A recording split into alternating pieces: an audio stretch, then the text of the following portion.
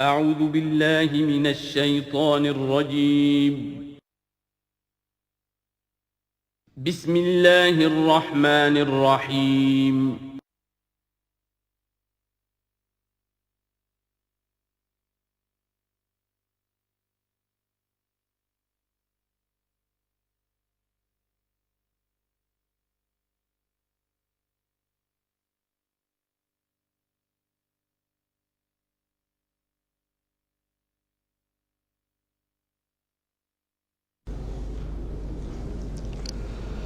اعوذ باللہ من الشیطان الرجیم بسم اللہ الرحمن الرحیم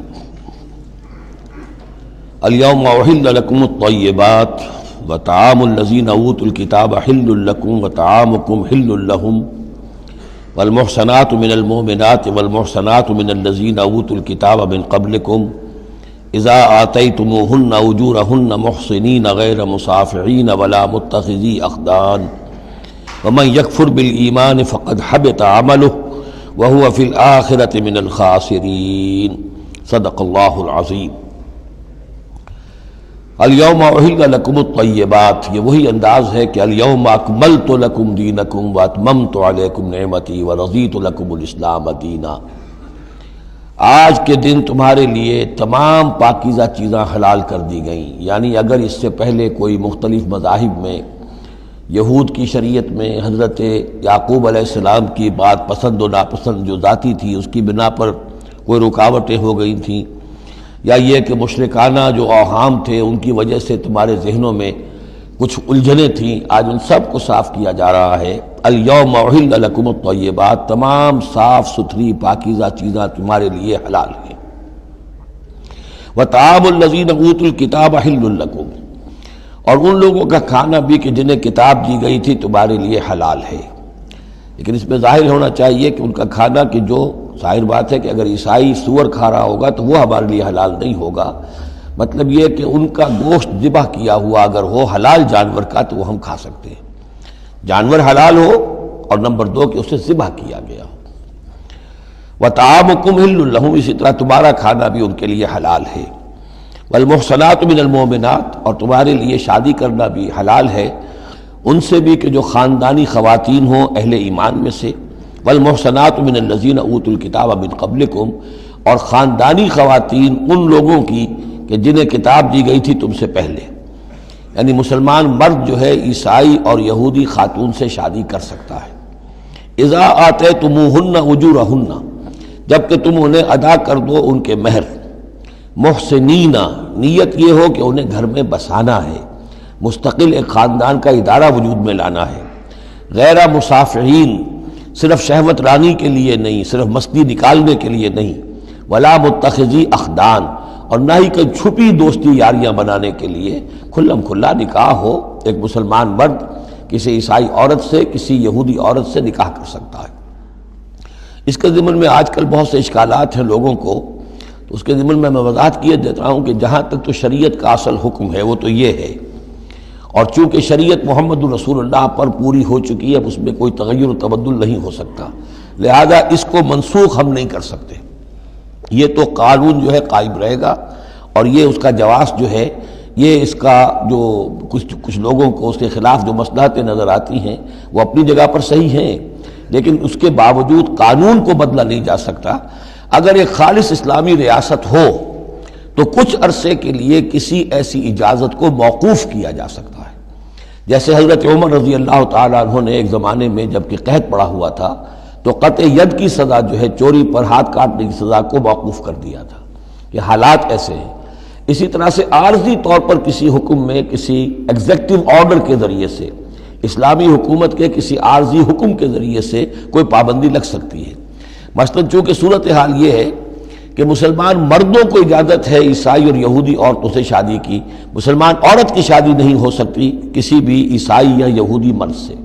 اب اس کی کیا علت ہے کہ عام طور پر سمجھا یہی جاتا ہے کہ مرد غالب ہوتا ہے، لہذا اس کا امکان ہے کہ وہ اپنی بیوی کو سیدھے راستے پر لے آئے گا، نہ یہ کہ اس کی بیوی اسے غلط راستے پر لے جائے گی۔ دوسرے یہ کہ اس زمانے میں اولاد ہوتی تھی مرد کی، تو گویا کہ ثابت تھا کہ جو اولاد ہوگی وہ ماں پر نہیں ہوگی، عیسائی نہیں ہوگی، یہودی نہیں ہوگی، بلکہ وہ مسلمان ہوگی۔ دوسرے اس وقت مسلمانوں کا غلبہ ہو گیا تھا، اور یہودی عیسائی جو تھے وہ ان کے گویا کہ تابع ہو چکے تھے. نفسیاتی اعتبار سے یہ دونوں صورتیں اس وقت بدل چکی ہیں. آج مسلمان مغلوب ہیں، یہودی عیسائی جو ہیں ان کا پلڑا بھاری ہے دنیا کی سیاست میں اور دنیا کے معاملات میں. ویسے بھی مرد جو ہیں وہ کمزور ہو چکے ہیں اور عورتوں کا غلبہ ہے. اس حوالے سے مناسب یہی ہے کہ یہ شادیاں نہ ہوں، لیکن حرام ان کو ہم نہیں کہہ سکتے. البتہ کوئی اگر اسلامی ریاست کہیں قائم ہو جائے تو پھر وہ وقتی طور پر جب تک کہ حالات میں کوئی اور تبدیلی نہ ہو جائے مصلحتوں کے پیش نظر اس اجازت کو عارضی طور پر منسوخ کر سکتی ہے. وَمَن يَكْفُرْ بِالْإِيمَانِ فَقَدْ حَبِطَ عَمَلُهُ، تو جس شخص نے ایمان کے ساتھ کفر کیا اس کے تمام اعمال حبط ہو گئے. اب اس میں اشارہ اہل کتاب کی طرف بھی ہو سکتا ہے کہ پہلے وہ صاحب ایمان تھے، جب تک محمد الرسول اللہ تشریف نہیں لائے جو حضرت عیسیٰ کو مانتا تھا وہ مومن تھا، جو حضرت موسیٰ کو مانتا تھا مومن تھا. لیکن یہ کہ اب اگر وہ نہیں مان رہے تو گویا کہ وہ کفر کر رہے ہیں. اور دوسری یہ کہ کوئی شخص ایمان کا مدعی ہو کر ایسی حرکتیں کرے کہ جو کہ کافرانہ ہے تو اس کے تمام اعمال حبط ہو جائیں گے. وَهُوَ فِي الْآخِرَةِ مِنَ الْخَاسِرِينَ، اور آخرت میں وہ ہوگا بڑے خسارہ پانے والوں میں. یا ایھا الذین آمنوا اذا قمتم الی الصلاۃ، اہل ایمان جب تم کھڑے ہو ارادہ کرو قصد کرو نماز کا، فاغسلوا وجوہکم وایدیکم الی المرافق، تو دھو لیا کرو اپنے چہرے بھی اور اپنے دونوں ہاتھ بھی کہنیوں تک. وامسحوا برؤوسکم، اور اپنے سروں پر مسح کر لیا کرو. وارجلکم، اور دھو لیا کرو اپنے پاؤں کو بھی الی الکعبین، ٹخنوں تک. یہ ارجلکم اور ارجلکم دونوں قرأتیں ہمارے ہاں بھی ہیں، مستند قرأتوں میں ہیں. اہل تشیع جو ہے ویسے اس کو مستقل ارجلکم پڑھتے ہیں اور ان کے نزدیک یہ مسح کے ساتھ ہے. وامسحوا برؤوسکم وارجلکم، مسح کر لیا کرو اپنے سروں پر بھی اور پیروں پر بھی. لیکن یہ کہ ہمارے اہل سنت کے نزدیک یہ ارجلکم ہے، اور اس میں چونکہ الی الکعبین کا آ گیا اضافہ، اگر صرف مسح ہوتا تو اس میں کوئی حد بیان کرنے کی ضرورت نہیں تھی. لہذا الی الکعبین کے اضافے سے وہ بالکل اس کے مساوی ہو گیا ہے الی المرافق. جیسے ہاتھوں کو دھونا ہے کہنیوں تک، ایسے ہی پاؤں کو دھونا ہے ٹخنوں تک. وَإِن كُنتُمْ جُنُبًا فَطَّهَّرُوا، اور اگر تم حالت جنابت میں ہو تو پھر تم اور زیادہ پاکی حاصل کرو، یعنی غسل کرو، پورے جسم کا غسل کرو. وَإِن كُنتُمْ مَرْضَىٰ أَوْ عَلَىٰ سَفَرٍ، اور اگر تم بیمار ہو یا سفر پر ہو. اور جاء أَحَدٌ مِّنكُم مِّنَ الْغَائِطِ، یا کوئی تم میں سے کسی نشیبی جگہ سے ہو کر آئے. عام طور پر قضاء حاجت کے لیے لوگ نشیبی جگہوں پر جاتے تھے. اور لامستم النساء، یا تم نے عورتوں سے مقاربت کی ہو. فلم تجدوا ماء، اور تم نہ پاؤ پانی. فتیمموا صعیدا طیبا، تو ارادہ کرو پاک مٹی کا. فامسحوا بوجوہکم وایدیکم منہ، تو اس سے اپنے چہروں اور ہاتھوں کو مل لو. ما یرید اللہ لیجعل علیکم من حرج، اللہ یہ نہیں چاہتا کہ تم پر کوئی تنگی کرے. پانی نہیں ہے تو مٹی سے. ولکن یرید لیطہرکم، لیکن یہ ضرور چاہتا ہے کہ وہ تمہیں پاک کرے. ولیتم نعمتہ علیکم، اور تم پر اپنی نعمت کا اتمام فرمائے. لعلکم تشکرون، تاکہ تم شکر کا حق ادا کر سکو. واذکروا نعمت اللہ علیکم ومیثاقہ الذی واثقکم بہ. اب دیکھیے ایک میثاق وہ تھا کہ جو بنی اسرائیل سے لیا گیا، اب یہ میثاق اہل ایمان سے ہو رہا ہے. یہ سورت شروع ہوئی ہے یا ایھا الذین آمنوا سے. اور یاد رکھنا اپنے اس میثاق کو، اپنی اس نعمت کو جو تم پر ہوئی ہے اللہ کی طرف سے، اور وہ میثاق جو اس نے تم سے باندھ لیا ہے، جس میں اس نے تمہیں باندھ لیا ہے. واثقکم بہ اذ قلتم سمعنا واطعنا، جب تم نے کہا سمعنا واطعنا. سورہ بقرہ کی آخری آیت کہاں ختم ہوئی تھی؟ سمعنا واطعنا، آخری سے پہلی غفرانک ربنا والیک المصیر. جو مسلمان بھی کہتا ہے سمعنا واطعنا، گویا کہ وہ ایک میثاق میں، ایک بہت گاڑھے معاہدے کے اندر اللہ کے ساتھ بندھ گیا. اب اسے اللہ کی شریعت کی پابندی کرنی ہے. وَاذْكُرُوا نِعْمَتَ اللَّهِ عَلَيْكُمْ وَمِيثَاقَهُ الَّذِي وَاثَقَكُمْ بِهِ إِذْ قُلْتُمْ سَمِعْنَا وَأَطَعْنَا وَاتَّقُوا اللَّهَ، اللہ کا تقوی اختیار کرو. ان اللہ علیم بذات الصدور، یقیناً اللہ تعالیٰ جو سینوں کے اندر چیزیں پنہا ہیں ان سے بھی واقف ہے. یا ایھا الذین آمنوا کونوا قوامین للہ شہداء بالقسط. اب وہ آیت نمبر 135 میں نے نوٹ کرائی تھی سورہ نساء کی، اور یہ آیت نمبر 8 ہے سورہ مائدہ کی. ایک ہی مضمون، وہی نسبت زوجیت کو سمجھ لیجئے، صرف یہ کہ عکسی ترتیب ہے. وہاں تھا یا ایھا الذین آمنوا کونوا قوامین بالقسط شہداء للہ، یہاں ہے کونوا قوامین للہ شہداء بالقسط. ایک حقیقت تو میں نے اس وقت بیان کر دی تھی کہ گویا کہ معلوم ہوا کہ اللہ اور قسط مترادف ہے.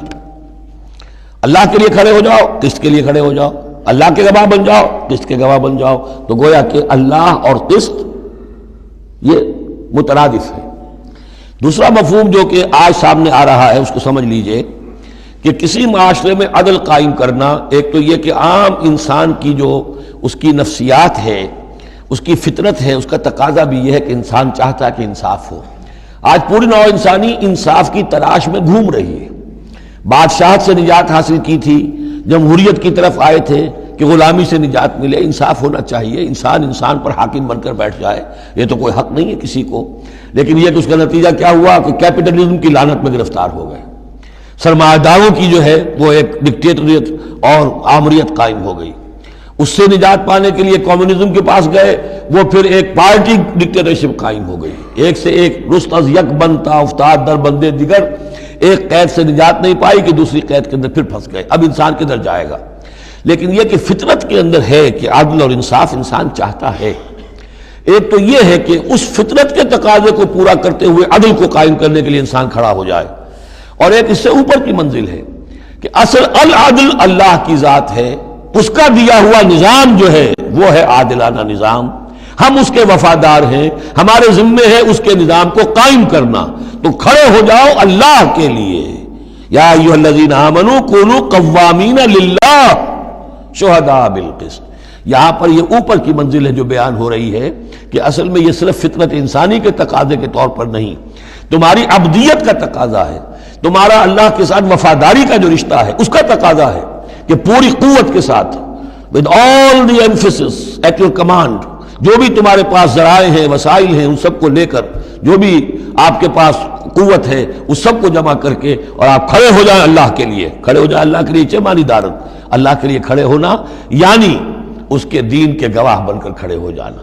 اور اس کا دین جو ہے العدل ہے، انصاف ہے، قسط ہے. تو اس انصاف اور قسط کو قائم کرنا.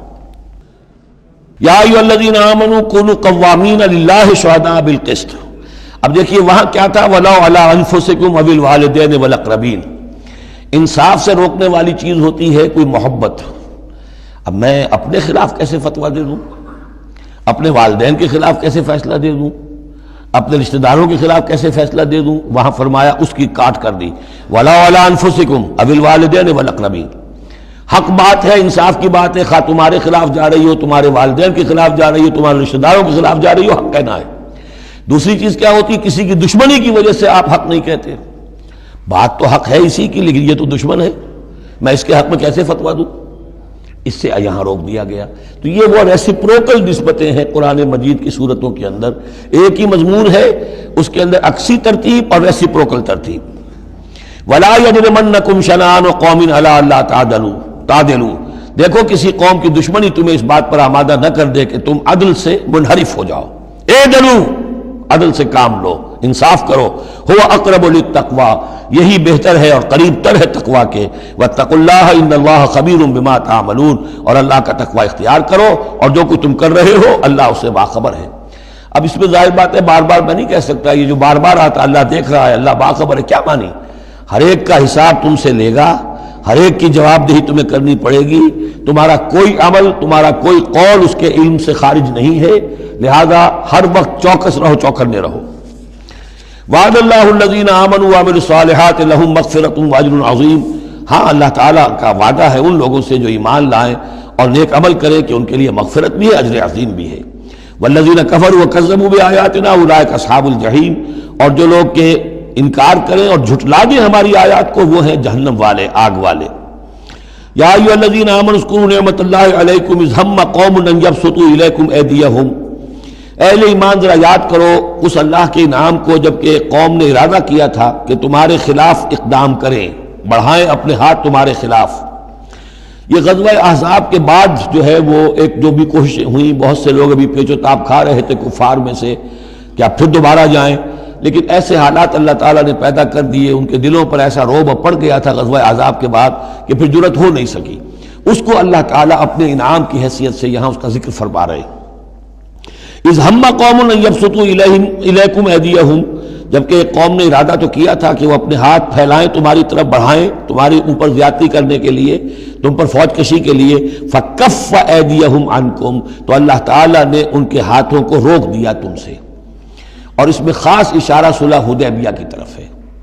صلح حدیبیہ کے وقت بھی بہت ہی پیچ و تاب کھا رہے تھے قریش، اور وہ ہر صورت کے اندر ان کے نوجوان جو تھے ان کا خون کھول رہا تھا، لیکن یہ کہ بالآخر یوں سمجھیے کہ سینٹی پریویلڈ، اور انہیں یہ سمجھ میں آ گیا کہ اس وقت ہم مسلمانوں کا مقابلہ نہیں کر سکیں گے، اور اللہ تعالیٰ نے گویا کہ ان کے ہاتھوں کو روک لیا۔ فکف ایدیہم عنکم وعلی اللہ فلیتوکل المؤمنون، اہل ایمان کو تو اللہ ہی پر توکل کرنا چاہیے۔ وَلَقَدْ أَخَذَ اللَّهُ مِيثَاقَ بنی اسرائیل، اب یہ بنی اسرائیل کی تاریخ کے کچھ واقعات آ رہے ہیں۔ وَلَقَدْ أَخَذَ اللَّهُ مِيثَاقَ بنی اسرائیل، اور جس طرح اے مسلمانوں آج تم سے میثاق لیا گیا ہے اور تمہیں اللہ نے جکڑ لیا ہے، باندھ لیا ہے شریعت کے میثاق میں، اسی طرح اللہ تعالیٰ نے بنی اسرائیل کا میثاق بھی لیا تھا۔ وَبَعَثْنَا مِنْهُمُ اثْنَيْ عَشَرَ نَقِيبًا، اور ان میں ہم نے اٹھا دیے تھے، مقرر کر دیے تھے 12 نقیب، 12 قبیلے تھے، ہر قبیلے میں حضرت موسیٰ علیہ السلام نے ایک نقیب مقرر کیا۔ یہی ہم نے اپنے اسرے کے ناظرین کے لیے نقیب کا لفظ یہیں سے اختیار کیا ہے۔ حضور نے بھی 12 نقیب مقرر کیے تھے انصار میں، 9 جو ہیں خزرج میں سے اور 3 اوس میں سے۔ وقال اللہ انی معکم، اور اللہ نے فرمایا تھا ان سے میں تمہارے ساتھ ہوں، یعنی میری مدد، میری تائید، نصرت تمہارے شامل حال رہے گی۔ لئن اقمتم الصلاۃ وآتیتم الزکاۃ، اگر تم نے نماز کو قائم رکھا اور زکوٰۃ ادا کرتے رہے، وآمنتم برسلی، اور میرے رسولوں پر تم ایمان لاتے رہے، آئیں گے پے بپے آئیں گے۔ حضرت موسیٰ کے بعد سے لے کر تو 1400 برس تک تار ٹوٹا ہی نہیں، پھر ذرا سا وقفہ 600 برس کا ہوا، پھر حضور تشریف لائے۔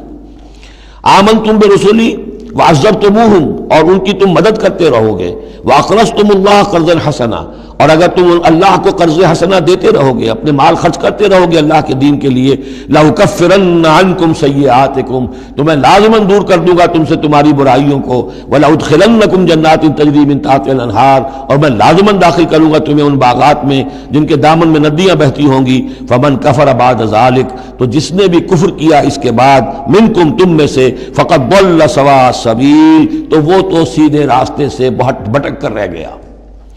فَبِمَا نَقْضِهِمْ مِيثَاقَهُمْ لَعَنَّاهُمْ، بس ان کے اپنے اسی عہد کو توڑنے کے باعث ہم نے ان پر لعنت فرمائی۔ یہ لعناہم جو میں نے وہاں پر محذوف قرار دیا تھا، یہاں پر وہ واضح آ گیا۔ فَبِمَا نَقْضِهِمْ مِيثَاقَهُمْ لَعَنَّاهُمْ، ہم نے ان کے اسی میثاق کو توڑنے کے پاداش میں ان پر لعنت فرمائی۔ وَجَعَلْنَا قُلُوبَهُمْ قَاسِيَةً، اور ان کے دلوں کو سخت کر دیا۔ ثُمَّ قَسَتْ قُلُوبُكُمْ فَهِيَ كَالْحِجَارَةِ أَوْ أَشَدُّ قَسْوَةً یحرفون الکلم عن مواضعہ، وہ کلام کو اس کے اصل مقام سے ہٹاتے ہیں۔ ونسوا حظا مما ذکروا بہ، اور وہ جو کچھ کہ ان کو دیا گیا تھا نصیحت کے طور پر، ہدایت کے طور پر، اس کے اکثر حصے کو بھول گئے یا اس سے فائدہ اٹھانا انہوں نے چھوڑ دیا۔ ولا تزال تطلع علی خائنۃ منہم، اور اے نبی آپ ہمیشہ ان کی طرف سے خیانت کی اطلاعیں پاتے رہیں گے۔ آپ کو معلوم ہے کہ حضور جیسے ہی مدینے پہنچے تھے تو آپ نے پہلے 6 مہینے میں جو 3 کام کیے، کنسولیڈیشن اپنی پوزیشن کی مدینہ منورہ میں، ان میں سے ایک یہ بھی تھا کہ یہود کے 3 قبولوں سے معاہدے کر لیے، جوائنٹ ڈیفنس آف مدینہ، کہ اگر مدینے پر حملہ ہوگا تو مل جل کر دفاع کریں گے۔ لیکن یہ کہ اس کے بعد یہ ہر قبیلہ ایک ایک کر کے غداری کرتا رہا، تو یہ حضور سے کہا جا رہا ہے وَلَا تَزَالُ تَطَّلِعُ عَلَىٰ خَائِنَةٍ مِّنْهُمْ، ان کی طرف سے خیانتیں ہوتی رہیں گی، ہر وقت ہوتی رہیں گی۔ الا قلیلا منہم، سوائے ان میں سے چند کے، کچھ لوگ شریف بھی ہوں گے۔ فاعف عنہم واصفح، تو ابھی درگزر کر کیجئے اور ذرا معاف کیجئے۔ ان اللہ یحب المحسنین، یقیناً اللہ تعالیٰ احسان کرنے والوں کو پسند فرماتا ہے۔ ومن الذین قالوا انا نصارى اخذنا میثاقهم، اور ان لوگوں سے بھی جنہوں نے یہ کہا کہ ہم نصارہ ہیں، ہم نے ان کا بھی میثاق لیا۔ اخذنا میثاقهم فنسوا حظا مما ذکروا، تو وہ بھی بھول گئے بڑا حصہ اس کا جو نصیحت انہیں کی گئی تھی، یا بھول گئے اس نصیحت سے فائدہ اٹھانا۔ فَأَغْرَيْنَا بَيْنَهُمُ الْعَدَاوَةَ وَالْبَغْضَاءَ إِلَىٰ يَوْمِ الْقِيَامَةِ، تو ہم نے ڈال دی ان کے مابین دشمنی اور بغض قیامت کے دن تک۔ عیسائیوں میں تو خاص طور پر ایک تو ہے عیسائی اور یہودیوں کے درمیان جو دشمنی رہی ہے، یہ جو ہمارا دور ہے اصل میں اس میں عارضی طور پر صورتحال تبدیل ہو گئی ہے، لیکن واقعہ یہ ہے کہ پورے 2000 برس تک، لگ بھگ 100 برس نکال دیجئے تو 1900 برس تک شدید دشمنی رہی ہے یہودیوں اور عیسائیوں کے درمیان۔ کیونکہ عیسائی سمجھتے تھے کہ جسے ہم خدا سمجھتے ہیں اس کے قاتل یہ ہیں، انہوں نے سولی چڑھایا ہے۔ یہودی سمجھتے تھے کہ کافر جو تھا، مرتد جو تھا، جادوگر تھا، ولد الحرام تھا، ولد الزنا تھا، اسے یہ خدا کا بیٹا بنائے پھرتے ہیں۔ اب یہ اس قدر یعنی کنٹراسٹ ہے اتنی ایک دوسرے کے خلاف کہ ان کے اندر کوئی پوائنٹ آف میٹنگ ہے ہی نہیں، شدید دشمنی رہی۔ اسی طریقے سے عیسائیوں کے اندر پھر جو فرقے بنے ہیں اور ان میں جو خانہ جنگی ہوئی ہے، پوری انسانی تاریخ اس کی مثال پیش کرنے سے قاصر ہے۔ ایک اتنی موٹی کتاب لکھی ایک صاحب نے، لندن میں ہے، بلڈ آن دی کراس، صلیب پر خون، وہ جو کتاب ہے وہ بتاتی ہے، میں حیران رہ گیا پڑھ کر، ہم لوگ نہیں واقف ہیں ان کی تمام چیزوں سے، یورپ میں جو کچھ ہوتا رہا ہے عیسائیوں کے فرقوں کے مابین، کیتھولکس اور پروٹیسٹنٹس کے درمیان، اس کی ہلکی سی جھلک اب بھی آئرلینڈ میں نظر آتی ہے۔ کسی طریقے سے ہمارے ہاں شیعہ سنی فساد کبھی نہیں ہوا عثمانی میں، کہیں محرم کے موقع پر ہو جاتا تھا، ان دنوں وہ سیاسی معاملات زیادہ ہو گئے ہیں، ورنہ فساد کی نوبت بہت کم آئی، بہت کم۔ لیکن خون ریزی، قتل اور غارت گری جو وہاں ہوئی ہے اس کی کوئی مثال نہیں دنیا میں۔ فَأَغْرَيْنَا بَيْنَهُمُ الْعَدَاوَةَ وَالْبَغْضَاءَ إِلَى يَوْمِ الْقِيَامَةِ، ہم نے ڈال دی ان کے مابین دشمنی اور بغض قیامت تک کے لیے۔ وَسَوْفَ يُنَبِّئُهُمُ اللَّهُ بِمَا كَانُوا يَصْنَعُونَ، اور پھر اللہ تعالیٰ جتلا دے گا انہیں قیامت کے دن جو کچھ وہ کرتے رہے تھے۔ یا اہل الکتاب قد جاءکم رسولنا، اب یہ وہی انداز ہے جو سورہ نساء کے آخر میں تھا، اے کتاب والو، قد جاءکم رسولنا، آ گیا ہے تمہارے پاس ہمارا رسول صلی اللہ علیہ وسلم، یبین لکم کثیرا مما کنتم تخفون، جو ظاہر کر رہا ہے تم پر اکثر وہ چیزیں جو تم چھپا رہے تھے، من الکتاب، کتاب میں سے، ویعفو عن کثیر، ابھی بہت سی چیزوں سے تو درگزر بھی کر رہا ہے، تمہارے سارے بھانڈے نہیں پھوڑے اس نے۔ قد جاءکم من اللہ نور و کتاب مبین، آ چکا ہے تمہارے پاس اللہ کی طرف سے نور بھی اور روشن کتاب بھی۔ یہ مقام قرآن کا ایسا ہے کہ یہاں نور سے مراد احتمال میں حضور کی شخصیت بھی ہو سکتی ہے۔ وہاں میں نے کہا تھا انزلنا الیکم نورا مبینا، نازل کر دیا ہے تمہاری طرف ایک روشن نور، وہاں اس سے مراد قرآن بنتا ہے، اس لیے کہ حضور کے لیے لفظ انزلنا یہ صحیح نہیں، اس پر منطبق نہیں ہو سکتا بعثت کے لیے۔ لیکن یہاں جاءکم من اللہ نور و کتاب مبین، یہ بھی معنی ہو سکتے ہیں کہ نور بھی قرآن کو کہا گیا ہو، اور واو جو ہے یہ واو تفسیری ہو، آ گیا ہے تمہارے پاس نور یعنی کتاب مبین، یہ بھی معنی ہو سکتے ہیں، احتمال یہ بھی ہے۔ لیکن یہ کہ یہ احتمال بھی موجود ہے کہ یہاں نور سے مراد محمد الرسول اللہ صلی اللہ علیہ وسلم کی ذات مبارکہ ہو، اور اس سے مراد حضور کی روح ہے، روح پر نور ہے، اور اس اعتبار سے کہ حضور کی روح جو ہے اور آپ کی روحانیت آپ کے پورے وجود کے اوپر غالب تھی، چھائی ہوئی تھی، لہذا آپ کو مجسم نور بھی کہا جا سکتا ہے۔ یہ صرف یوں سمجھیے استعارے کا انداز ہے، اس میں کوئی حرج کی بات نہیں۔ قد جاءکم من اللہ نور و کتاب مبین یہدی بہ اللہ من اتبع رضوانہ سبل السلام، اس کے ذریعے سے اللہ تعالی رہنمائی فرماتا ہے ان کی جو اس کی رضا کے جویا ہیں، متلاشی ہیں، سلامتی کے راستوں کی ہدایت فرماتا ہے۔ وَيُخْرِجُهُم مِّنَ الظُّلُمَاتِ إِلَى النُّورِ، اور نکالتا ہے انہیں اندھیروں سے روشنی کی طرف بِإِذْنِهِ، اپنے حکم سے، وَيَهْدِيهِمْ إِلَىٰ صِرَاطٍ مُّسْتَقِيمٍ، اور ان کی رہنمائی فرماتا ہے، ہدایت دیتا ہے انہیں سیدھے راستے کی طرف۔ قَدْ كَفَرَ الَّذِينَ قَالُوا إِنَّ اللَّهَ هُوَ الْمَسِيحُ ابْنُ مَرْيَمَ، یقیناً کفر کیا انہوں نے جنہوں نے کہا اللہ ہی مسیح ابن مریم ہے۔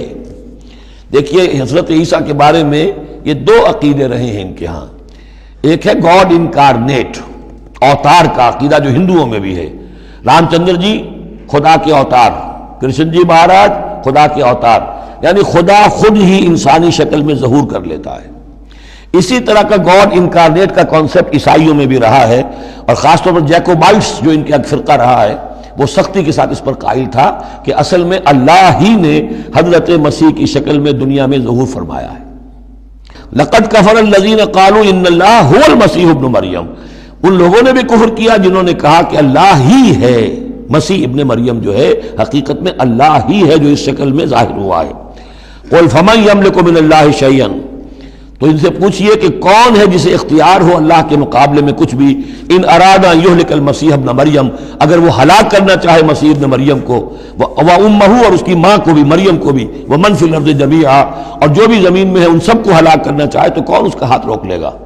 وللہ ملک السماوات والارض وما بینہما، اور اللہ ہی کے لیے ہے بادشاہی آسمانوں کی اور زمین کی اور جو بھی کچھ ان دونوں کے مابین ہے۔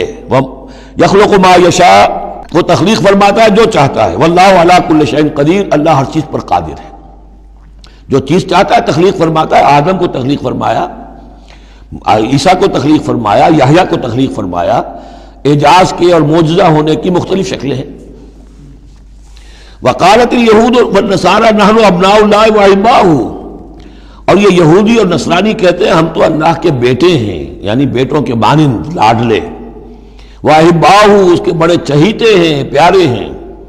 قل فلم يعذبكم بذنوبكم، تو ان سے کہیے کہ پھر وہ تمہیں عذاب کیوں دیتا رہا ہے تمہارے گناہوں کی پاداش میں؟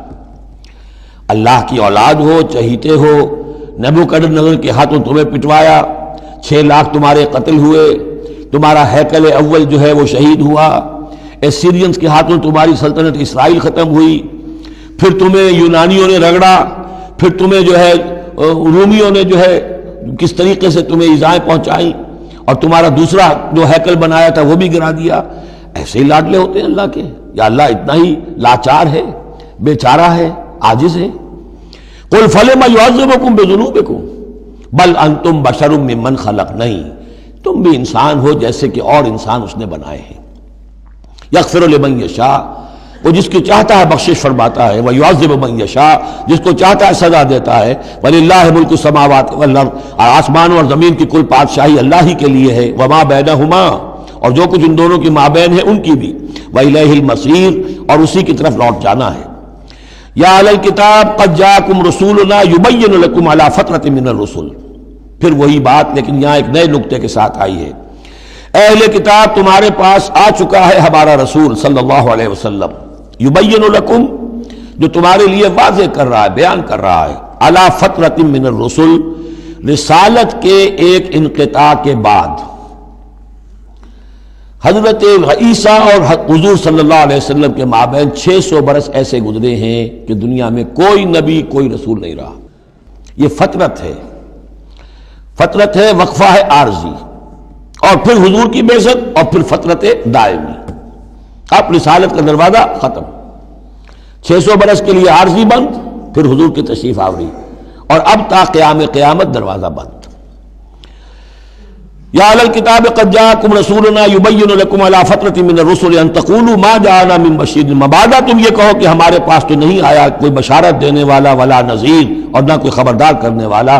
فقد جاءکم بشیر ونذیر، تو سن لو آ گیا ہے تمہارے پاس خبردار کرنے والا اور بشارت دینے والے۔ رسلا مبشرین ومنذرین لئلا یکون للناس علی اللہ حجۃ بعد الرسل وکان اللہ عزیزا حکیما۔ سورہ نساء کی وہ آیت اب آپ کے ذہن میں رہنی چاہیے، بنیادی آیت۔ واللہ علی کل شیء قدیر، اور اللہ ہر چیز پر قادر ہے۔ اب حضرت موسیٰ علیہ السلام کا وہ واقعہ آ رہا ہے کہ جب کہ مصر سے اپنی قوم کو لے کر نکلے، صحرائے سینا میں رہے، کوہ طور پر بلائے گئے، تورات دے دی گئی۔ اب اس کے بعد انہیں حکم ہوا کہ فلسطین میں داخل ہو جاؤ، اور وہاں جو مشرک اور کافر قومیں آباد تھیں، فلسطی کہلاتے تھے، ان کو تم ان کے ساتھ جنگ کرو، انہیں وہاں سے نکالو، اور یہ تمہارے لیے ارض مقدس اللہ کی طرف سے موعود ہے، اس لیے کہ تمہارے ابراہیم، تمہارے جد امجد تھے وہ یہی تھے، یہی حضرت اسحاق تھے، یہیں سے پھر حضرت یعقوب کے زمانے میں حضرت یوسف علیہ السلام جب مصر چلے گئے تھے تو یہاں سے تمہاری منتقلی مصر ہوئی تھی۔ اب جو اپنا اصل گھر ہے جاؤ اسے حاصل کرو۔ لیکن جب جنگ کا موقع آیا پوری قوم نے کورا جواب دے دیا کہ ہم جنگ کرنے کے لیے تیار نہیں۔ اس پر حضرت موسیٰ علیہ السلام کے مزاج میں جو تلخی پیدا ہوئی اور طبیعت کے اندر یوں سمجھیے بیزاری کی شدت پیدا ہوئی، وہ آپ دیکھیے گا کہ ہم یہ سمجھتے ہیں کہ رسول جو ہے وہ اپنی امت کے حق میں شفقت ہی شفقت ہوتا ہے، شفقت بھی ہے، جیسے اللہ کا معاملہ رؤوف بھی ہے، ودود بھی ہے، لیکن عزیز ذو انتقام بھی ہے، انتقام لینے والا بھی ہے۔ یہ دونوں شانیں ہیں۔ رسول کا معاملہ بھی یہی ہے، شفیق بھی ہے لیکن غیور بھی ہے، دین کی غیرت اس میں ہے، آپ سے بڑھ کر اللہ کے دین کی غیرت اس میں ہے، تو آخر ظاہر بات ہے کہ آپ کے طرز عمل سے بیزاری بھی ہوگی۔ پھر ان دونوں چیزوں کو سامنے رکھیے۔ اور یہ بات ذرا میں عرض کر دوں، تھوڑی سا نکتہ ہے سمجھنے کا، کہ چونکہ اس قوم کو اب تک بہت سا تجربہ ہوا تھا معجزوں کا، پیاس لگی تو ہم سورہ بقرہ میں پڑھ آئے ہیں، ایک ضرب لگی چٹان پر 12 چشمے پھوٹ گئے، کوئی محنت تو کرنی نہیں پڑی، بھوک لگی من و سلوہ نازل ہو گیا، دھوپ لگی سائبان جو ہے وہ ابر کا سائبان ساتھ ساتھ چل رہا ہے، سمندر راستے میں آیا پھٹا، اس نے راستہ دے دیا۔ تو اس سے یہ بھی کہا جا سکتا ہے کہ اس لاڈ پیار کی وجہ سے بگڑ گئے تھے، اور یہی حکمت ہے کہ حضور کی پوری زندگی میں آپ کو اس طرح کا کوئی معجزہ نظر نہیں آتا۔ مسلمانوں جو کرنا ہے اپنی جان دے کر، ایثار سے، قربانی سے، محنت سے، مشقت سے، بھوک جھیل کر، فاقے برداشت کر کے کرو۔ یہ بہت اہم نکتہ ہے، سمجھ لیجیے۔ یہ عادی ہو گئے تھے۔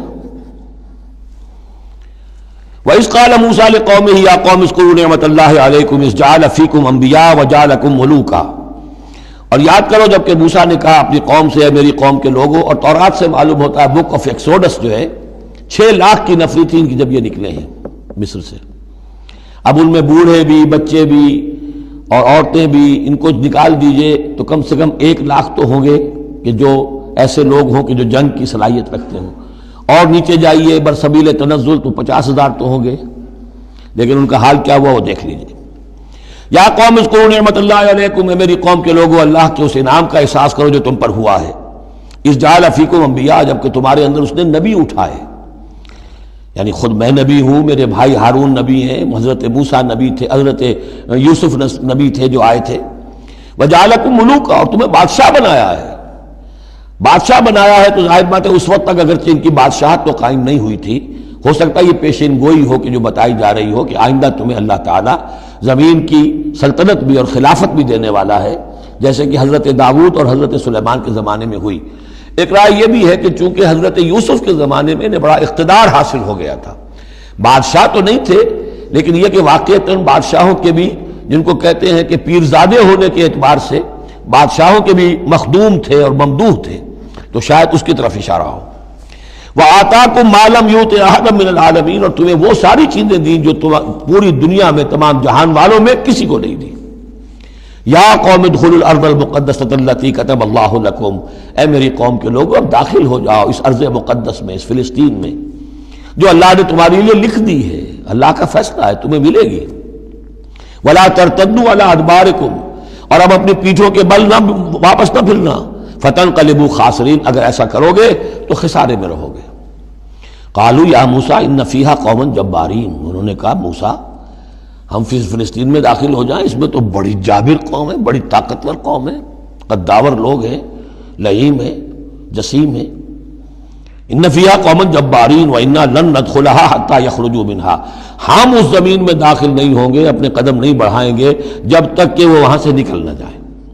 وَإِن يَخْرُجُوا مِنْهَا فَإِنَّا دَاخِلُونَ، وہ نکل جائیں پھر ہم داخل ہو جائیں گے۔ قَالَ رَجُلَانِ مِنَ الَّذِينَ يَخَافُونَ، کہا 2 اشخاص نے کہ جو خوف رکھتے تھے اللہ کا بھی، انعم اللہ علیہما، اللہ نے بھی ان پر انعام کیا تھا۔ یہ 2 شاگرد تھے جو قریبی صحابی یا حواری تھے حضرت موسیٰ کے۔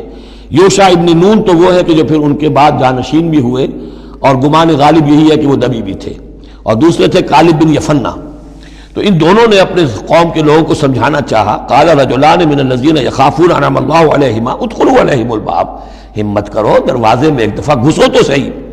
فاذا دخلتموہ فانکم غالبون، جب تم داخل ہو جاؤ گے تو غلبہ تمہیں مل جائے گا۔ وعلی اللہ فتوکلوا، اللہ پر توکل کرو، ان کنتم مؤمنین، اگر تم مومن ہو۔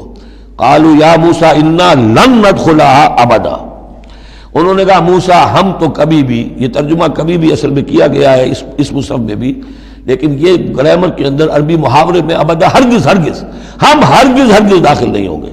یا موسیٰ لن ندخلها ابدا، ہم ہرگز داخل نہیں ہوں گے، ما داموا فیہا، جب تک کہ وہ اس میں موجود ہے۔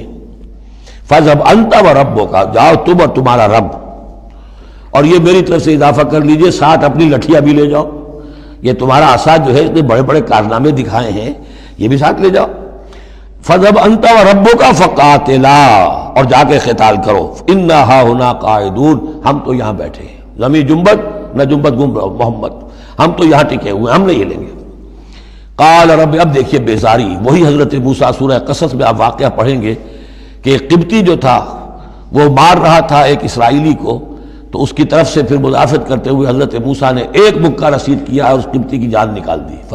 فوقظہ موسیٰ فقضا علیہ، اس وقت اتنی محبت اپنی قوم سے، اور اب کیا حال ہے؟ قال رب انی لا املک الا نفسی واخی، انہوں نے عرض کیا پروردگار مجھے تو اختیار نہیں ہے سوائے اپنی جان کے اور اپنے بھائی ہارون کی جان کے، ففرق بیننا، باقی یہ پوری قوم انکار کر رہی ہے تو اب تفریق کر دے، علیحدہ کر دے، جدائی ڈال دے ہمارے مابین، وبین القوم الفاسقین، اور ان ناہنجار لوگوں کے درمیان، میں اب ان کے ساتھ رہنا نہیں چاہتا۔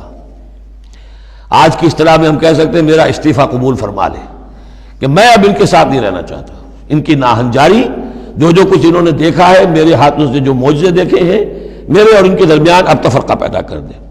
اللہ نے یہ درخواست قبول نہیں کی، لیکن یہ کہ تذکرہ بھی نہیں کیا۔ قال فإنها محرمة عليهم 40 سنة، نہیں، ہم جو سزا انہیں دے رہے ہیں وہ یہ ہے کہ اب یہ ارض مقدس، اگر یہ بزدلی نہ دکھاتے ابھی ہم انہیں دے دیتے، اب انہوں نے بزدلی دکھائی ہے تو اب یہ ان پر حرام رہے گی 40 برس تک، یتیہون فی الارض، اسی صحرا میں، اسی صحرائے سینا میں، سینائی پیننسولا، یہ بھٹکتے پھریں گے۔ فلا تأس علی القوم الفاسقین، تو اب آپ اس فاسق لوگوں کے بارے میں اب آپ افسوس نہ کریں، اپنے دل کے اندر رنج نہ لیں، اب جو کچھ ان پر بیتے گی، لیکن بہرحال آپ ان کی طرف رسول بنا کر بھیجے گئے ہیں، جب تک زندگی ہے آپ کو ان کے ساتھ رہنا ہے۔ یہاں ذرا یاد کر لیجئے کہ جو حضرت موسیٰ نے کہا انی لا املک الا نفسی واخی، حضور سے کیا کہا گیا تھا سورہ نساء میں؟ فقاتل فی سبیل اللہ لا تکلف الا نفسک وحرض المؤمنین، اے نبی آپ اللہ کی راہ میں قتال کیجئے، آپ پر ذمہ داری نہیں ہے سوائے اس کے کہ آپ کی اپنی جان ہے، اور آپ اہل ایمان کی جتنی تحریض، ترغیب، تشویق، جتنے ان کے ایمان کے جذبات کو اپیل کرنا ممکن ہے کیجئے بس۔ وَاتْلُ عَلَيْهِمْ نَبَأَ ابْنَيْ آدَمَ بِالْحَقِّ، اب یہ معاملہ ہو رہا ہے قتل ناحق کے سلسلے میں، ملک میں فساد مچانے کے سلسلے میں، چوری ڈاکے کے سلسلے میں، کیا ان کی اہمیت ہے، کیا اس کے پھر سزائیں ہیں۔ وَاتْلُ عَلَيْهِمْ نَبَأَ ابْنَيْ آدَمَ بِالْحَقِّ، اور اے نبی ان کو پڑھ کر سنائیے آدم کے دو بیٹوں کی کہانی یا قصہ حق کے ساتھ، اِذْ قَرَّبَا قُرْبَانًا، جبکہ ان دونوں نے قربانی پیش کی، ایک حابیل قابیل، اور ایک ان میں سے گنریے کا کام کرتے تھے، بھیڑیں بکریاں چراتے تھے، ایک کاشتکار تھے، تو دونوں نے کچھ اپنی جنس لے کر آئے اور دوسرے جو ہے وہ کچھ اپنے کوئی جانور لے کر آئے، اللہ کے لیے نذر کے طور پر پیش کیا۔ فَتُقُبِّلَ مِنْ أَحَدِهِمَا وَلَمْ يُتَقَبَّلْ مِنَ الْآخَرِ، تو ان میں سے ایک کی بھی جو قربانی تھی قبول کر لی گئی اور دوسری کی قبول نہیں کی گئی۔ یہ کیسے معلوم ہوا؟ یہ میں بتا چکا ہوں آپ کو کہ اس وقت کا معاملہ یہ تھا کہ قربانی کی قبولیت کی علامت یہ ہوتی تھی کہ آسمان سے ایک شعلہ سا نیچے اترتا تھا اور وہ اس کو بھسم کر دیتا تھا، گویا کہ اللہ نے قبول فرما لی۔ قال لأقتلنک، اب جس کی یہ قبول نہیں ہوئی تھی اس نے کہا اپنے بھائی سے جس کی قبول ہو گئی تھی، حسد کی آگ میں جل کر میں تمہیں قتل کر دوں گا۔ قال انما يتقبل اللہ من المتقین، انہوں نے کہا بھائی جان اس میں میرا کیا قصور ہے، یہ تو اللہ تعالیٰ کا قاعدہ ہے، قانون ہے، وہ صرف متقیوں ہی سے قبول کرتا ہے۔ لئن بسطت الی یدک لتقتلنی، اگر آپ اپنا ہاتھ بڑھائیں گے مجھ پر، چلائیں گے مجھے قتل کرنے کے لیے، ما انا بباسط یدی الیک لیقتلک، تو بھی میں اپنا ہاتھ نہیں چلاؤں گا، نہیں بڑھاؤں گا کہ آپ کو قتل کروں، یعنی یہ ایک طرفہ قتل ہوگا آپ کا۔ انی اخاف اللہ رب العالمین، مجھے تو اللہ کا خوف ہے جو تمام جہانوں کا پروردگار ہے۔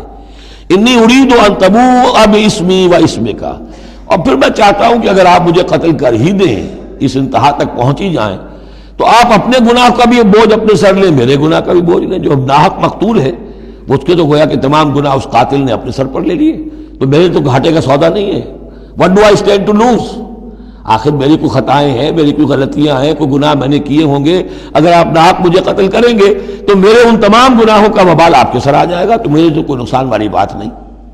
انی ارید ان تبوء باسمی و اسمک فتکون من اصحاب النار، اور یہ ہوگی سخت ترین سزا میری طرف سے آپ کو کہ پھر آپ ہو جائیں گے جہنمی، وذالک جزاء الظالمین، اور یہی بدلہ ہے ظالموں کا۔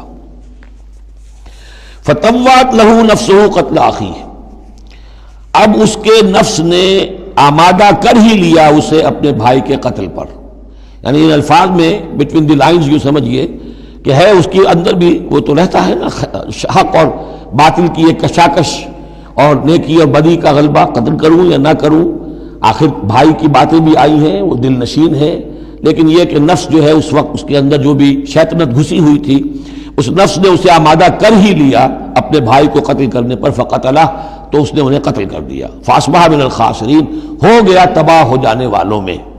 فبعث اللہ غرابا یبحث فی الارض، یہ پہلا خون ہے جو نسل آدم میں ہوا ہے۔ تو اللہ تعالیٰ نے کوے کو بھیجا، وہ زمین کو کرید رہا تھا۔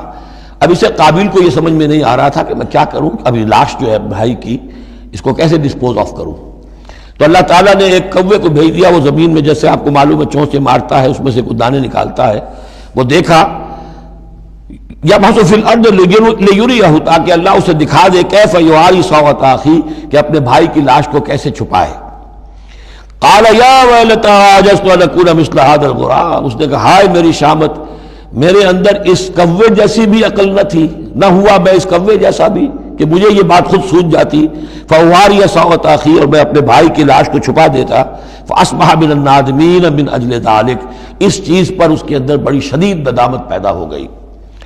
کتبنا علی بنی اسرائیل، اجل ذلک دونوں طرف لگتا ہے، من اجل ذلک کتبنا علی بنی اسرائیل، اور ہم نے اسی بنا پر بنی اسرائیل پر یہ بات لکھ دی تھی، قتل ناحق ہم نے تورات میں لکھ دیا تھا کہ یہ اتنی بری شے ہے کسی ایک انسان کا قتل کرنا بھی۔ کتبنا علی بنی اسرائیل انہ من قتل نفسا بغیر نفس و فساد فی الارض، اگر کسی نے کسی انسان کو قتل کیا بغیر کسی قتل کے قصاص میں، بغیر نفس، ہاں کسی نے قتل کیا، قتل کے جواب میں قتل کیا جائے تو یہ قتل ناحق نہیں ہے، یہ تو پھر قصاص کا قتل ہے۔ اور فساد فی الارض، یا کوئی شخص زمین میں فساد مچا رہا ہے اس میں اس کو قتل کیا جائے، یعنی کوئی قصوروار ہے، مجرم ہے، اس کو سزا دینے میں قتل کیا جائے تو بات اور ہے۔ کسی بے قصور انسان کو اگر قتل کر دیا گیا فکأنما قتل الناس جميعا، تو یہ ایسے ہے جیسے کہ اس نے تمام انسانوں کو قتل کر دیا، پوری نوع انسانی کو۔ کیوں کہ تمدن کی جڑ کٹ گئی، احترام جان، احترام مال، یہ بنیاد ہے تمدن کی۔ ومن احیاھا، اور جس نے ایک انسان کی جان بچا لی، فکأنما احیا الناس جميعا، تو گویا کہ اس نے پوری نوع انسانی کو بچا لیا۔ وَلَقَدْ جَاءَتْهُمْ رُسُلُنَا بِالْبَيِّنَاتِ، ان کے پاس ہمارے رسول آئے تھے واضح نشانیاں اور تعلیمات لے کر۔ ثُمَّ إِنَّ كَثِيرًا مِّنْهُمْ بَعْدَ ذَلِكَ فِي الْأَرْضِ لَمُسْرِفُونَ، لیکن اس کے بعد بھی ان میں سے بہت سے لوگ ہیں کہ جو زمین میں اسراف اور فساد اور دسترازی کرتے پھر رہے ہیں۔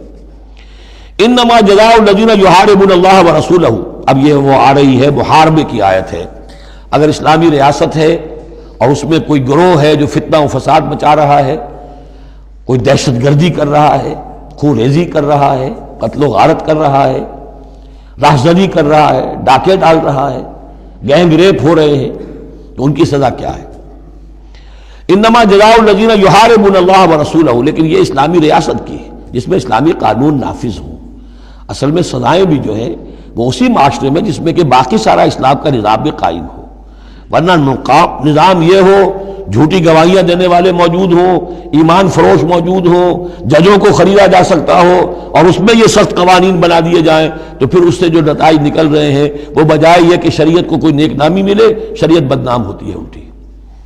تو پورا نظام، جیسا کہ میں نے کہا تھا کہ لا جو ہے، قانون، وہ سسٹم کو سبسرو کرتا ہے۔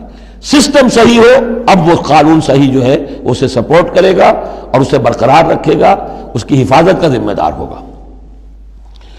انما جزاء الذین یحاربون اللہ ورسولہ، یقیناً بدلہ ان لوگوں کا کہ جو محاربہ کرتے ہیں، چیلنج کرتے ہیں اللہ کو اور اس کے رسول کو، یعنی اسلامی ریاست کو، ویسعون فی الارض فسادا، اور زمین میں وہ فساد مچاتے پھرتے ہیں، ان یقتلوا، کہ انہیں قتل کیا جائے، بلکہ یقتلوا نہیں ہے، یقتلوا، ان کے ٹکڑے کیے جائیں، تقتیل، یقتلوا تقتیلا، اور یسلبوا، یا انہیں سولی چاہا جائے، اور تقطع ایدیہم وارجلہم من خلاف، یا ان کے ہاتھ اور پاؤں مخالف سمتوں سے کاٹا جائے، ایک ہاتھ کاٹ دیا جائے، ایک پاؤں کاٹ دیا جائے، اور ینفوا من الارض، یا انہیں ملک بدر کر دیا جائے۔ ذالک لہم خزی فی الدنیا، یہ تو ہے ان کے لیے دنیا کی زندگی میں رسوائی، وَلَهُمْ فِي الْآخِرَةِ عَذَابٌ عَظِيمٌ، اور آخرت میں ان کے لیے مزید بہت بڑا عذاب ہے۔ إِلَّا الَّذِينَ تَابُوا مِن قَبْلِ أَن تَقْدِرُوا عَلَيْهِمْ، سوائے اس کے کہ جو لوگ توبہ کر لیں اس سے پہلے کہ تم ان پر قابو پاؤ۔ ایک تو یہ ہے کہ توبہ کر لی ہے، ابھی وہ ڈاکو پکڑے نہیں گئے، پکڑے جانے سے پہلے توبہ کر رہے ہیں، اس میں رعایت کی گنجائش ہے۔ لیکن جب پکڑے گئے اب توبہ کا دروازہ بند ہو گیا. الا الذین تابوا من قبل ان تقدروا علیہم، سوائے ان کے کہ جو توبہ کر لیں اس سے پہلے کہ تم ان کے اوپر قابو پاؤ. فاعلموا ان اللہ غفور الرحیم، تو ان کے ساتھ نرمی کی جا سکتی ہے، تو جان لو کہ اللہ تعالیٰ غفور اور رحیم ہے. یہی معاملہ کیا تھا حضرت علی رضی اللہ تعالیٰ عنہ نے خوارج کے ساتھ کہ اگر تم اپنے غلط عقیدے پر قائم رہو میں تمہیں کچھ نہیں کہوں گا، لیکن تم اگر خون ریزی کرو گے، قتل و غارت کرو گے، تو پھر ظاہر بات ہے کہ میں تمہارے ساتھ رعایت نہیں کر سکتا. محض عقیدے کی حد تک میں تمہیں کچھ نہیں کہوں گا. یا ایھا الذین آمنوا اتقوا اللہ وابتغوا الیہ الوسیلۃ وجاہدوا فی سبیل اللہ لعلکم تفلحون. اہل ایمان اللہ کا تقوی اختیار کرو اور اس کی جناب میں اس کا قرب تلاش کرو. اس لفظ نے بھی کافی لوگوں کو پریشان کیا ہے. وسیلے کا لفظ اردو میں آتا ہے تو ذریعے کے معنی میں آتا ہے. وسیلہ ذریعہ، کسی تک پہنچنے کا ذریعہ، سفارش کے لیے کسی کو وسیلہ بنا لیا، کسی کو ذریعہ بنا لیا. عربی میں وسیلہ کے یہ معنی نہیں ہے. عربی میں وسیلے کے معنی قرب ہے صرف. بدقسمتی سے بعض تو الفاظ ایسے ہیں کہ جو عربی میں ان کا مفہوم بالکل کچھ اور ہے، اردو میں کچھ اور ہے. بعض ایسے ہیں کہ کچھ تھوڑا تھوڑا فرق ہے. جیسے ذلیل کا لفظ ہے، عربی میں اس کے معنی ہے صرف کمزور، اردو میں اس کے معنی ہے کمینے کے. زمین و آسمان کا فرق آ گیا. جیسے کہ ہم پڑھ آئے ہیں وَلَقَدْ نَصَرَكُمُ اللَّهُ بِبَدْرٍ وَأَنْتُمْ أَذِلَّةٌ، اے مسلمانوں یاد کرو اللہ نے تمہاری مدد کی تھی بدر میں جبکہ تم بہت کمزور تھے. اب اگر وہاں ذلیل کا ترجمہ اردو والا کر دیا جائے تو پھر ہمارے ایمان کے لالے پڑ جائیں گے. اسی طریقے سے عربی میں جہل کے معنی جو ہے وہ جذباتی ہونا ہے، ان پڑھ ہونا نہیں. پڑھے لکھے جاہل ہو سکتے ہیں، جذباتی ہیں، اکھڑ ہے، اکھڑ مزاج کے لوگ ہیں. وہ غیر عالم کو جاہل نہیں کہتے، لیکن اردو میں جاہل کہتے ہیں جو ان پڑھ ہو. اسی طریقے سے یہ لفظ وسیلہ ہے، اس کا جو اصل مفہوم ہے قرب. اہل ایمان اللہ کا تقوی اختیار کرو نمبر 1. وابتغوا الیہ الوسیلہ، نہیں آگے بڑھو، اس کا قرب تلاش کرو، تقرب، اس سے نزدیک ہو جاؤ، قریب سے قریب ہو جاؤ. لیکن اس تقرب کا ذریعہ کیا ہوگا؟ وجاہدوا فی سبیلہ لعلکم تفلحون، اس کی راہ میں جہاد کرو تاکہ تم فلاح پاؤ. اس سے بات بالکل کھل گئی. تقوی اور تقرب اللہ کے لیے جہاد. تقوی شرط لازم ہے. پہلے تو یہ کہ جو حرام چیزیں ان سے آپ بچیں، جن چیزوں سے روک دیا گیا ہے ان سے رک جائیں، اور اللہ کی نافرمانی جو ہے اس سے باز آ جائیں. اب اس کے بعد اس کی طرف آگے بڑھنا چاہتے ہیں، تقرب حاصل کرنا چاہتے ہیں، اس کی راہ میں جہاد کیجیے. ان الذین کفروا لو ان لهم ما فی الارض جميعا ومثلہ معه، وہ لوگ جنہوں نے کفر کیا اگر ان کے پاس ہوتی وہ ساری دولت کی جو زمین میں ہے کل کی کل، اور اتنی ہی اور بھی ہوتی، لیفتدوا بہ من عذاب یوم القیامہ، کہ وہ اس کے ذریعے سے فدیہ دے کر چھوٹ سکے قیامت کے دن کے عذاب سے. ما تقبل منہم، وہ ان سے ہرگز قبول نہیں کی جائے گی. یہ بھی تعلیق بالمحال ہے، نہ ایسا ہوگا نہ ممکن ہے. لیکن یہ کہ آخری درجے میں اس کو بیان کر دینا کہ اگر اتنی دولت بھی ہو تب بھی اللہ کے ہاں وہ فدیہ جو ہے قبول نہیں ہوگا. وَلَهُمْ عَذَابٌ أَلِيمٌ، اور ان کے لیے تو دردناک عذاب ہے. يُرِيدُونَ أَن يَخْرُجُوا مِنَ النَّارِ وَمَا هُمْ بِخَارِجِينَ مِنْهَا، وہ چاہیں گے کہ آگ سے کس طرح نکلے لیکن نکل نہیں پائیں گے. وَلَهُمْ عَذَابٌ مُقِيمٌ، اور ان کے لیے ہوگا قائم رہنے والا عذاب، مسلسل دائم اور قائم. وَالسَّارِقُ وَالسَّارِقَةُ فَاقْطَعُوا أَيْدِيَهُمَا، اور چوری خواہ مرد کرے خواہ چوری کرنے والی عورت ہو، ان دونوں کا ہاتھ کاٹ دو، ایک ایک ہاتھ. ایدیہما، ان کے ایک ایک ہاتھ کاٹ دو. جزاء بما کسبا، یہ بدلہ ہے ان کے کرتوت کا. نکالا من اللہ، اور یہ عبرتناک سزا ہے اللہ کی طرف سے. اب دیکھیے یہاں میں مثال دیتا ہوں آپ کو اہل قرآن کی حکمت اور ان کی سمجھداری کی. غلام احمد پرویز صاحب کہتے ہیں کہ یہ جو ہے کہ ہاتھ کاٹ دو چور کا، اس کا مطلب ہے ایسا نظام بنا دو کہ چوری کی ضرورت ہی نہ پڑے. اچھا یہ تو ہم بھی چاہتے ہیں کہ نظام ایسا ہو، کفالت عامہ ہو، کوئی شخص مجبوراً چوری نہ کرے، اس لیے کہ اس کی کفالت کے لیے اگر موجود ہے، وہ ریاست جو ہے اس کی تمام بنیادی ضروریات کی وہ انڈر رائٹ کر رہی ہے، تو اسے چوری کی ضرورت نہیں ہے. ہم بھی چاہیں گے کہ یہ بات ٹھیک ہے، لیکن یہ کہ اس کا مطلب یہ ہے، یہ غلط ہے. لیکن قرآن کس طرح اپنی حفاظت کرتا ہے؟ ایسے نظام کا قائم کرنا عبرت ہوگی، ایسا نظام کا قائم کرنا ان کے کرتوتوں کی سزا ہوگی. قرآن مجید پر اس قسم کا باطل جو ہے حملہ آور نہیں ہو سکتا. دو الفاظ، فَاقْطَعُوا أَيْدِيَهُمَا، ان کے ہاتھ کاٹ دو. جزاء بما کسبا، جو کمائی انہوں نے کی ہے اس کا بدلہ. اچھا جو کمائی انہوں نے کی اس کا بدلہ یہ ہے کہ اچھا نظام قائم کرو. نکالن، نکال کہتے ہیں کہ عبرتناک سزا، نکالن من اللہ، اللہ کی طرف سے عبرت کے لیے. اور یہ اسلام کے اندر جو تعزیرات ہیں اور حدود ہیں اور سزائیں ہیں ان کے لیے لفظ نکال بہت اہم ہے. عبرتناک سزا. اگرچہ شہادت کا قانون بڑا سخت رکھا ہے، شبہ ہو تو ملزم کو چھوڑنے کی ہدایت ہے. جو آج بھی دنیا کے اندر جو اصول ہیں کہ جو بھی ڈاؤٹ ہے اس کا فائدہ جو ہے، شک کا فائدہ وہ ملزم یا ملزم کو جائے گا. لیکن یہ ساری کے باوجود اگر ثابت ہو گیا ہے، اب سزا وہ دو کہ ایک کو سزا ملے اور لاکھوں کی آنکھیں کھل جائیں، تاکہ آئندہ سے پھر یہ جرم کرنے کی ہمت کسی میں نہ ہو. یہ جو ڈیٹرنس ہے، اس طرح کی سزائیں کہ جن سے برائی جو ہے اس کو استحصال معاشرے سے کیا جا سکے، یہی واحد ذریعہ ہے. ورنہ دنیا میں امریکہ جیسی کلچر سوسائٹی کے اندر بھی موسٹ ہینس کرائم موجود ہے، بڑا ہی گھناؤنا جرم موجود ہے. اس لیے کہ اس قسم کی سزائیں ہیں ہی نہیں. لوگ جرم کرتے ہیں، جیل میں رہے، عیش کیا، کچھ دیر کے بعد پھر آئے، پھر جرم کیا، پھر چلے گئے. باہر جا کے کیا کریں گے؟ وہاں تو سرکاری مہمان ہیں.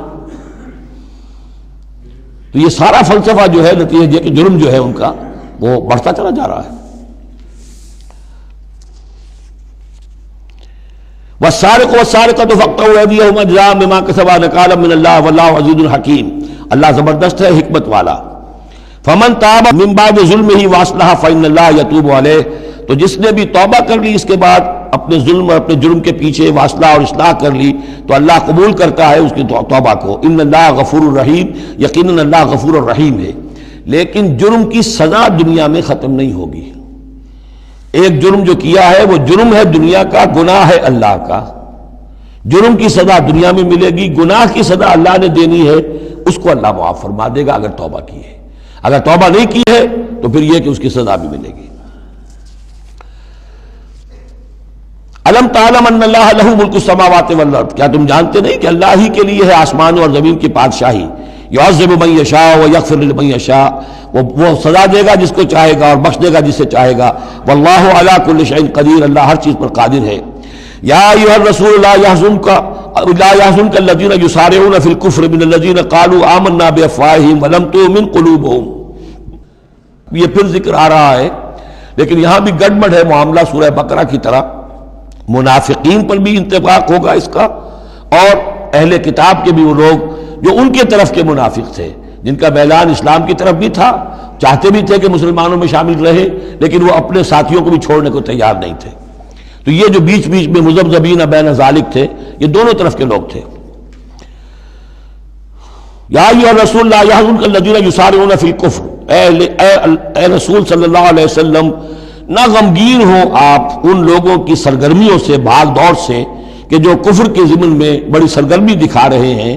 من الذین قالوا آمنا بافواہہم، ان لوگوں میں سے جو اپنے منہ سے تو کہتے ہیں کہ ہم ایمان رکھتے ہیں، ولم تؤمن قلوبہم، اور ان کے دل ایمان نہیں لائے ہیں. ومن الذین ہادوا، اور اسی طرح کے لوگ یہودیوں میں سے ہیں. سماعون للکذب، یہ بڑے ہی غور سے سنتے ہیں، توجہ سے سنتے ہیں جھوٹ کو. سماعون لقوم آخرین، اور یہ سنتے ہیں کچھ اور لوگوں کے لیے. یعنی ایک تو یہ ہے کہ ان کی جھوٹی باتیں بڑی توجہ سے سنیں گے، شیاطین جو ہیں ان کے، وَإِذَا خَلَوْا إِلَىٰ شَيَاطِينِهِمْ قَالُوا إِنَّا مَعَكُمْ إِنَّمَا نَحْنُ مُسْتَهْزِئُونَ. پھر یہ کہ ان کی طرف سے جاسوس بن کر آئیں گے مسلمانوں کے ہاں کہ یہاں بڑی توجہ سے بات سنتے ہیں تاکہ جا کے رپورٹ کر سکیں آج محمد نے یہ کہا، آج فلاں معاملہ ہوا صلی اللہ علیہ وسلم.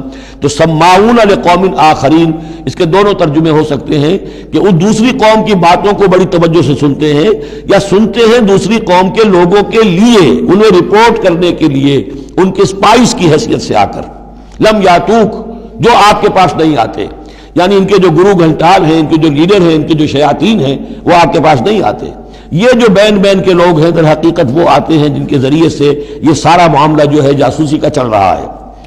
یحرفون الکلم من بعد مواضعہ، وہ کلام کو پھیر دیتے ہیں اس کی جگہ کے اور موقع اور محل کے معین ہو جانے کے بعد. یقولون ان اوتیتم ھذا فخذوہ، وہ کہتے ہیں اگر تمہیں یہ شے مل جائے تو لے لینا. کوئی مقدمہ ہے، وہ لا رہے ہیں حضور کے پاس، پہلے سے طے کر رکھا ہے، اگر تو فیصلہ یہ ہوگا محمد کا ہم قبول کر لیں گا، اگر یہ فیصلہ نہیں کریں گے ہم فیصلہ رد کر دیں گے. اور اسی سے یہ بات سمجھ لیجئے کہ اصل میں فتح مکہ تک جس معنی میں ہم لفظ بولتے ہیں ریاست، اسلامی ریاست، پورے طور پر ایک ہماگیر ریاست پورے طور پر مدینے میں فتح مکہ کے بعد قائم ہوئی ہے، پہلے قائم نہیں ہوئی۔ ورنہ کسی ریاست میں دو جوڈیشل سسٹم نہیں ہو سکتے، ایک ریاست ایک عدالتی نظام۔ یہ لوگ جب چاہتے تھے حضور کے پاس آ جاتے تھے، جب چاہتے تھے کسی اور یہودیوں کی عدالت میں لے جاتے تھے، تو پیرلل نظام وہاں چل رہے تھے۔ ہماگیر ریاست وحدت کی حیثیت سے، ایک آرگینک ہول کی حیثیت سے یہ فتح مکہ کے بعد قائم ہوئی ہے۔ یقولون ان اوتیتم ھذا فخذوہ، کہتے ہیں کہ اگر یہ فیصلہ ملے تو تم لے لینا، قبول کر لینا۔ وَإِن لَّمْ تُؤْتَوْا فَاحْذَرُوا، اور اگر یہ شہادت تمہیں ملے، نہ فیصلہ ملے، یہ ڈگری نہ تمہارے حق میں جاری کی جائے تو پھر بچ جانا، کترا جانا۔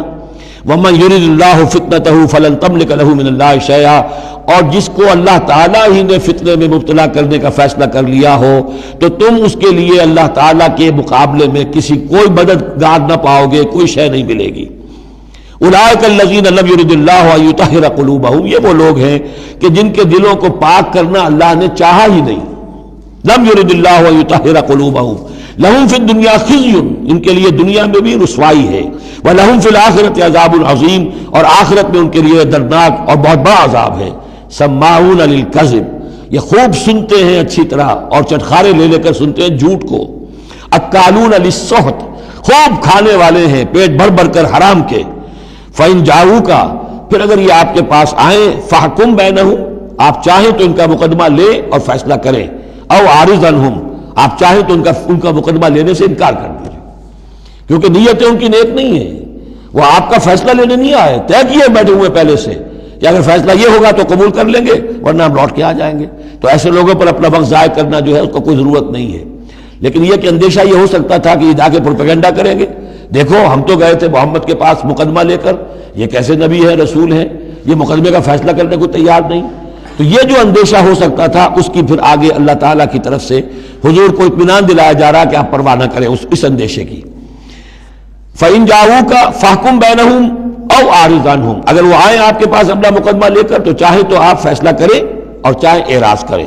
وَإِن تُعْرِضْ عَنْهُمْ، اگر آپ ان سے اعراض کریں گے، ان کا مقدمہ جو ہے فیصلہ کرنے سے انکار کر دیں گے، فَلَن يَضُرُّوكَ شَيْئًا، وہ آپ کو کوئی ضرر نہیں پہنچا سکیں گے۔ ان کے مخالفانہ پروپیگنڈے سے قطعاً کوئی آپ کو ہراساں ہونے کی ضرورت نہیں ہے۔ وَإِنْ حَكَمْتَ، اور اگر آپ فیصلہ کریں، فَحْكُم بَيْنَهُمْ بِالْقِسْطِ، تو بہرحال آپ کو فیصلہ کرنا ہے عدل اور قسط کے ساتھ، انصاف کے ساتھ۔ ان اللہ یحب المقسطین، یقیناً اللہ تعالیٰ جو ہے وہ انصاف کرنے والوں کو پسند کرتا ہے، ان سے محبت کرتا ہے۔ وَكَيْفَ يُحَكِّمُونَكَ، اور اے نبی یہ کیسے آپ کو حکم بناتے ہیں، یہود کی طرف اشارہ ہے۔ وَعِندَهُمُ التَّوْرَاۃ، ان کے پاس تورات موجود ہے، نیک نیت ہو تو اسی کے فیصلے کو لے کر چلے۔ فِيهَا حُكْمُ اللَّهِ، اس میں اللہ کا حکم موجود ہے۔ ثُمَّ يَتَوَلَّوْنَ مِن بَعْدِ ذَلِكَ، پھر بھی وہ اس کے بعد بھی اس سے روگردانی کرتے ہیں۔ وَمَا أُولَٰئِكَ بِالْمُؤْمِنِينَ، اور حقیقت میں یہ لوگ مومن نہیں ہیں، ایمان سے خالی ہیں، ایمان سے تہی دست ہیں، ان کا اصل روگ یہ ہے۔ بارک اللہ لی ولکم فی القرآن العظیم ونفعنی وإیاکم بالآیات والذکر الحکیم۔